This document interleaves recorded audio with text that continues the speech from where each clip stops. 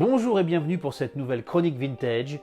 Aujourd'hui, nous célébrons les 3000 abonnés de la chaîne.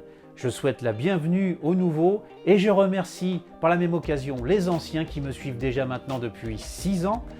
Je vous en remercie de faire partie de ce voyage au travers de la gamme de jouets Kenner Star Wars.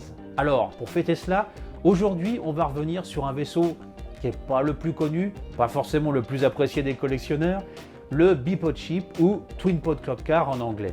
Vendu en France en tout cas à partir de 1980 par Miro Mécano, il existe des variantes. Alors c'est purement de l'ingénierie, mais les petites explications que je vais apporter vous permettront de déterminer celui qui a été fabriqué aux États-Unis et celui qui a été fabriqué en Angleterre. Mais avant cela, je vous invite pour ceux qui ne le sont pas encore à vous abonner à ma chaîne en cliquant sur le bouton juste ici, ce qui vous permettra à l'avenir de vous apporter de nouvelles informations sur la gamme de jouets Kenner, Palitoy par la même occasion. Donc les variantes sont vraiment des points de vue purement ingénierie, mais cela vous permettra de reconnaître vraiment les deux modèles, celui manufacturé au Royaume-Uni et celui manufacturé aux États-Unis. Commençons la description. La logique industrielle de la fin des années 70 début 80 était de produire localement les objets de grande taille et les petits en Asie. C'est pourquoi Palitoy, alors filiale de Kenner pour le groupe General Mills, était chargé de fabriquer les vaisseaux pour le Royaume-Uni et l'Europe de l'Ouest, marché de taille inférieure par rapport au marché nord-américain à l'époque. Pour réduire le budget de fabrication, Palitoy, qui travaillait sur des plans expédiés depuis Cincinnati, réinterprétait certaines parties à peine visibles afin d'économiser sur l'injection plastique, et le bipod est la parfaite illustration de cette réflexion de réduction des coûts de fabrication. Comment fait-on pour reconnaître les vaisseaux sans leurs emballages? Pour ce faire, il faut regarder où se trouvent les brevets sous le jouet. Pour le modèle Kenner, celui-ci se situe à gauche, en dessous du bras qui relie les deux modules du vaisseau. Tant qu'à Palitoy, les inscriptions sont à la droite du bras de raccordement. Et les informations partagées sont identiques entre les deux vaisseaux. D'un point de vue purement esthétique, les deux vaisseaux sont tout à fait identiques, mais le diable se cache dans les détails et la première différence se trouve sur les charnières des deux cockpits.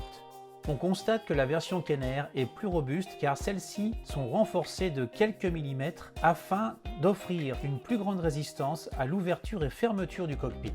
La version Palitoy reste sur une fixation plus classique avec le même point d'accroche et la charnière suit scrupuleusement son point d'attache. On constate que les deux verrines ont été réfléchies différemment en termes d'injection plastique. La verrine Kenner est légèrement plus épaisse que le produit manufacturé par Palitoy.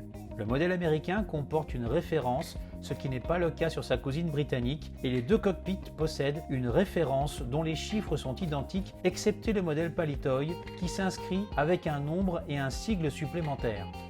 La deuxième remarque se situe au niveau des sièges. Une décoration en relief est bien visible sur le modèle Kenner, ce qui n'est pas le cas du vaisseau fabriqué par Palitoy. La partie inférieure du siège est elle aussi différente, avec un trou au niveau de l'assise pour le modèle britannique et des stries sur le siège Kenner. Troisième et dernier point, les trains d'atterrissage du vaisseau. On constate une vraie différence dans le choix de la conception des pièces, ce qui a pour effet de rendre la version Palitoy, disons, un peu plus fragile que le modèle Kenner. Quand on regarde d'un peu plus près les deux pièces, le pied est plus court sur le train d'atterrissage fabriqué à Cincinnati, ce qui laisse de la place au doigt pour faire glisser celui-ci en position de stationnement avec un renforcement qui aide à le maintenir correctement dans cette position. On note que 3 renforts sont dispersés sur l'ensemble de la pièce afin de la rigidifier. Côté Palitoy, on part sur un principe plus simple avec un pied plus grand que le modèle Kenner, ce qui rend la prise de la pièce plus difficile à attraper. On constate que le manque de renfort sur le haut du train d'atterrissage est à l'origine de l'affaissement rapide du vaisseau. Cette petite excroissance aurait été la bienvenue pour consolider l'ensemble de la pièce avec le vaisseau.